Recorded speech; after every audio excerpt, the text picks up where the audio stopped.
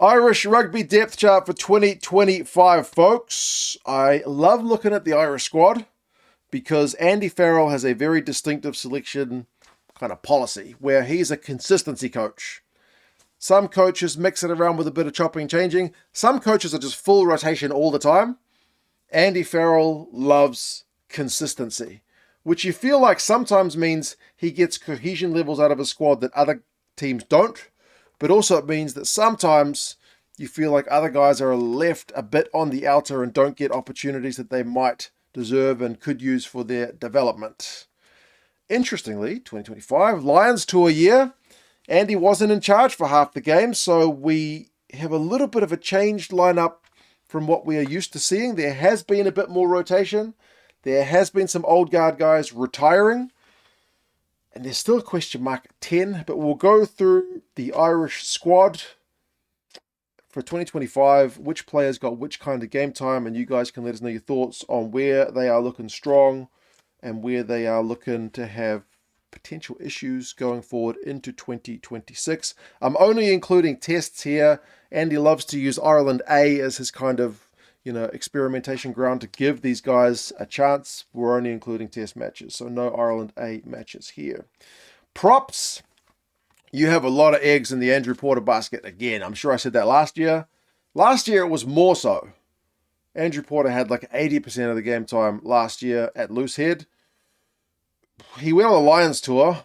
Would they have rested him against Portugal and Georgia? I guess so. Probably would have had different opponents from Portugal and Georgia, to be fair, if not for the Lions tour. But yeah, Porter is still far and away your first choice loose head. And you saw in November that if he starts getting pinged, it'd be nice to be able to have a more experienced backup. Obviously, you had Cian Healy there.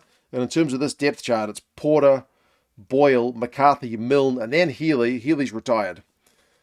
So Healy had really kind of token minutes in the Six Nations, but Jack Boyle and Michael Milne got their debuts. Paddy McCarthy there as well. All these guys, the backup guys, are all in their 20s. So there is encouraging signs there. These guys will improve. Like a 26-year-old Michael Milne, 22-year-old Paddy McCarthy, 24-year-old Jack Boyle. All these guys will get a lot better because props do get better as they get older. But they need a bit of game time to do that. So I would like to see Andrew Porter not necessarily have to play quite as deep in every game. Maybe they will give a bit more rotation. There's certainly been more than last year. That is something to say. Hookers, I feel like this part of the depth chart looks pretty healthy. Your two starters are your two Lions, Sheehan and Kelleher. You've got a clear first choice in Sheehan, a clear second choice in Kelleher. And then your third choice guy, Gus McCarthy, has had a decent whack as well. The other guys, Tom Stewart and Rob Herring, are there. Rob Herring's kind of getting towards that kind of senior end, isn't he? Is he retired? I don't think so, but yeah, he's kind of deeper into the piece. But between those first three guys, I think you're relatively well covered. And Dan Sheehan's an exceptional talent, so it's always going to be your first choice. And Kelleher's bloody good as well. So I think hooker looks fine for mine. Props on the tight head side, Bealham, Clarkson, and Furlong got the vast majority of the game time. Furlong probably gets more, if not for injury in the Six Nations. He only came back really late in the piece. And Lions Tour minutes. Bealham obviously was a call-up to the Lions Tour as well. Thomas Clarkson, didn't he go on the Lions Tour as cover too? He's the only one of those three not in his 30s because Bealham's 34 and Furlong's 33. But again, props at that age are still going strong. And Clarkson at 25 certainly has a lot of development to do. You've also had Tom O'Toole and a little bit, 11, 12 minutes of Jack Ainger in the July period there as well. So again, three props rotated around on the tight head side. It might be nice to see Tom O'Toole get a bit more game time, but we will have to wait and see. Locks, I feel like you guys are blessed for talent in the second row in Ireland. And you've got guys who are knocking on the door who really struggle for game time, but probably the biggest miss throughout this year has been Joe McCarthy. If you're looking at tight head locks, the guy got 16%. Last year it was 80 odd. He's a big lump of a human. And I'm not saying he would have made game-defining difference against South Africa, but having a big lump like that helping your props push would have helped. For sure. So Joe McCarthy missing so much of the season was pretty unfortunate. You'd like to see him back fit next year. You still had James Ryan, 40-odd% of the game time. Again, another Lions tourist. You had Dara Murray. Is it Murray or Murray? He got his debut. Pleased to see, because I do the stats, and he's always had pretty good numbers at URC level, so pleased for him to get a crack, even if it was, against Tier 2 sides. Tyke Byrne, Ian Henderson, Cormac Izuchukwu is another guy.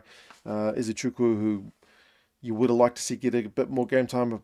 Wasn't he injured towards the end of the season too? But yeah, you've got a lot of good locks there.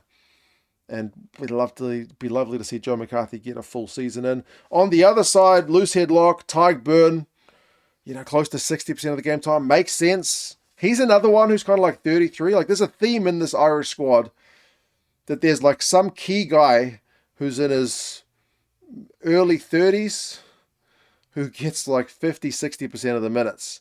The likes of a Tyke Byrne. Andrew Porter's a bit younger than that, but still he's kind of that case. We'll get to some of the backs a bit later, but yeah, Tyke Byrne is certainly one of those key guys, and it makes sense because he's an exceptional player. Unbelievable player. You definitely look a better side when he's on the field. What that's meant is the other guys haven't had as much chance. I mean, Baird is there as your second choice loose head lock, but I think he's found more of a home on the blind side, which we'll get to in a minute. Tom Ahern, it was great to see him get his debut. Want to see that guy get more minutes. Likewise, Izuchukwu is there, as well as your fourth choice guy. But how do you give Ahern and Izuchukwu more game time when you've got a fit Joe McCarthy, James Ryan, Tyke Byrne? Where do you slot these guys in? It's tricky. You guys are pretty well stacked in your locks, I feel. Blindside flanker, like I said, Ryan Baird with half of the game time has been smashing it. Been loved to see it, because your second choice is Peter Amani. He's retired alongside Ken Healy and Connor Murray. So with those old guard guys retiring, you need somebody to step up. And Ryan Baird seems like he's been on the fringe for ages, but I think has taken his game to another level. Like, he was always good for a big rangy run off the bench or, something a wee bit special, but he's been doing a lot of lineup disruption and whatnot. Yeah, really pleased with how he's gone on the blind side. So he's your first choice guy there now. Omani's obviously gone. You've had Conan, Prendergast, and Doris fill in there too. But it seems like Ryan Baird's pretty comfortably your first choice at the moment. And then open side, speaking of like guys in their early 30s who are dominant in the position, Josh Van der Fleer, 32 years old, half the game time, former World Player of the Year. He's going to be a hard guy to display. So it means like Nick Timoney, he gets a bit of game time during the July period. I think he got a bit in November as well. But hard to displace Van der Fleer. Doris has had a bit of time at 7. You've had Kendellen, touch of Omani there as well as cover, but yeah, it's largely about Josh Van der Fleer. So he is a hard guy to displace, and at 32, he's another one who's still got plenty of gas in the tank, but you do need to give the other guys a bit of game time, just in case, and a bit of future-proofing. Number 8, Caelan Doris is captain. Still managed half the game time despite his injuries throughout the year. He mainly missed out on the middle of the year period. It was gutting to see him not go on the Lions tour, but 50% of the game time, he'll get more if he's fit and available, because he's your captain and he's genuinely kind of that X factor player who's just got that unbelievable leg drive that other guys can't quite emulate, which means another cracking guy at number 8 only gets the second choice, like Jack Conan only get 28% of the game time, is rough. In most of the teams, he'd be your starter. So those are your first two. And then everyone else is kind of less than 10%. Gavin Coombs, good player, but what a time to try and get a position in the Irish squad, right? When you're behind Conan and Doris, Cian Prendergast, Max Deegan. So I think Josh Van der Fleer is even there, packing down it. Shifted to number 8 against Wales, I think, for a brief period, like half an hour or so. But yeah, Doris and Conan, first and second choice, pretty comfortably. 30-year-olds who dominate the minutes. Number 9, Jamison Gibson Park. 33 years old. Clear gap between him and your next best choice, which is Craig Casey, who gets about a quarter of the game time. Gibson Park's a cracking player. He's kind of generational talent. You're going to miss him when he's gone. But at 33, he can still go for a bit longer. But it feels like, at 10, you guys are still, you're still trying to fill the void of Sexton because he was that generational talent. Well, you might have the same at 9. You've still got Craig Casey there. Connor Murray's obviously retired. You had Ben Murphy getting a debut and a bit of Caelan Blade back in Irish green. But Gibson Park, when available in the big games, is going to play and is going to play pretty deep into the game. And you'll see soon that he also fills in multiple other positions as well, particularly in the outside backs in a pinch. 10, the debate goes on. Who is it? Is it Prendergast or is it Crowley? Interestingly, this year, it's only been those two guys. Helps neither went on the Lions tour, so there wasn't any need to bring in a third guy. There was no Harry Byrne this year. There was no Kieran Frawley at 10 this year. But Prendergast and Crowley swapped places as Crowley kind of, slipped behind Prendergast in the pecking order. Did get his own starts as well, but last year it was the other way around. So Prendergast is still the preferred option at the moment. Inside centre, getting a bit old. Bundy Aki, 43% of the game time. He's 35. Henshaw is 32. And McCloskey's 33. I love McCloskey as well. He's another one I feel like in another team probably would have got more minutes. Big lump of a man to carry the ball at number 12. Compact on the flank when someone gets yellow carded. So does Bundy, to be fair. But yeah, those guys dominate the minutes and they're all in their mid to early 30s. So the other two guys are Kieran Frawley and Jack Crowley, who filled in, I think, against France. But yeah, all very...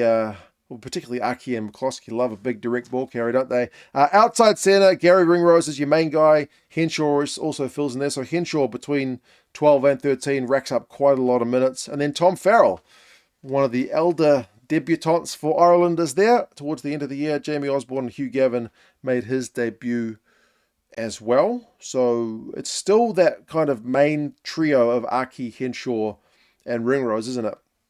With McCloskey kind of knocking there or thereabouts, but those guys are all in their 30s now. So they're still, 30 is not old in rugby terms. These guys can go 34, 35, 36, 37, but yeah, you still need to start thinking about it if you're Andy Farrell. I suppose wings, James Lowe dominates the left wing with that big boot of his, 65% of the game time, followed by Kelvin Nash, Jacob Stockdale. People love giving Jacob Stockdale grief. Not every game, but a lot of the games I've seen him this year has been in pretty good form, hasn't he? And then Shane Bolton also got a game this year, but still, James Lowe is another one of your kind of clear front runners who's always going to be picked. Right wing is a nice story because Tommy O'Brien, what a year for that man. He's gone from debutant to first choice right winger. I know Mac Hansen spent a bit of the time on the sidelines, also went on the Lions tour. Was Kelvin Nash injured as well? Because Kelvin Nash was, I think, your front runner last year. But Tommy O'Brien, another one, he's like late 20s. He's had a career year. 46% of the game time. Yeah, good to make his debut and then become your first choice right winger. And he's looked the part as well. He's looked really busy. So I've liked seeing him. Hansen is there. Nash, Osborne, Ringrose has filled in. Keenan has filled in. And even Gibson Park has had to fill in on the right wing at times. And then fullback. Keenan is usually the guy who absolutely just dominates the minutes at fullback under Andy Farrell, but he's had another disrupted season. Well, he's had a disrupted season with injury, so he's only there with about a third. Jamie Osborne was given a crack. Jimmy O'Brien's been given a crack. Mac Hansen late in the year also got a bit of game time at 15 and looked the part. A little bit of Jack Crowley and a little bit of Jameson Gibson Park filling in a pinch. But yeah, you feel like some of these guys who are usual Andy Farrell favourites, the likes of a Hugo Keenan, the likes of a Joe McCarthy, if they had not spent as much time injured, would certainly have even more minutes than they did. Maybe like Tyke Furlong as well. But that is how the squad is looking. It's certainly more rotation than last year. A bunch of debutants like Darren Murray, Tommy O'Brien, Ben Murphy, Alex Kendall, Shane Bolton, Hugh Gavin, Michael Milne, Jack Ball, and so on. So a bunch of debutants, which is good for your depth building. A few of the senior guys, Peter Amati, Conor Murray, Ken Healy, all retired. And retired in time for Ireland to, build some depth before the next World Cup. It's not like they kept going right until before the World Cup and then left them in the lurch. Squad's age has moved down a bit. It's still on the older side generally, but still younger than the box side. The average age 28, 29, a little bit older than the French and New Zealanders who are about 27, 28. The Argentinians are about 27. England's squad's been genuinely pretty young, averaging 26, 27. So it's still on the more veteran end, but it is still younger than the box side. So, yeah, more minutes for the starters in 2024 compared to 2025, which does indicate there has been a bit of rotation, forced a little bit with the Lions tour. But as I said, it was only 2 games. It was only Georgia and Portugal where they had to experiment. So, yeah, that is the Irish depth chart for 2025. I would like to see a little bit more rotation, but I am loath to try and tell Andy Farrell how to do his job, because that guy certainly knows more about rugby than me. I will say, after doing these depth charts for a number of years, Ireland and South Africa have tended to be lower on the rotation side and older on the age side, and over the last few years, they've been probably the 2 most successful sides in the world. So there is something to be said for keeping things consistent and not just chopping and changing and bringing in youngsters willy-nilly. But yeah, I do think there's a question to be answered about giving backups to the likes of a Van der Fleer and a Gibson Park and whatnot more time, but it's whether they're up to it, and Andrew Porter. If you guys want British and Irish Lions gear, Christmas stuff, maybe gift ideas, down in the description, there's a link to the British and Irish Lions rugby store. They're an affiliate of the channel, so if you want to get some gear, the jerseys are on heck of a discount now because the Lions tour is over, but if you want to grab yourself some gear, maybe some jackets and stuff, link down in the description, tells them 2 cents sent you, so use that. But yeah, like the video if you enjoyed all the data. It was a pleasure to bring it to you guys. What do you guys think? Are they still too old? Does Andy need to do more rotation, or do you think he's kind of got all his ducks in a row? You guys take care, and I will talk to you guys again soon. See you later.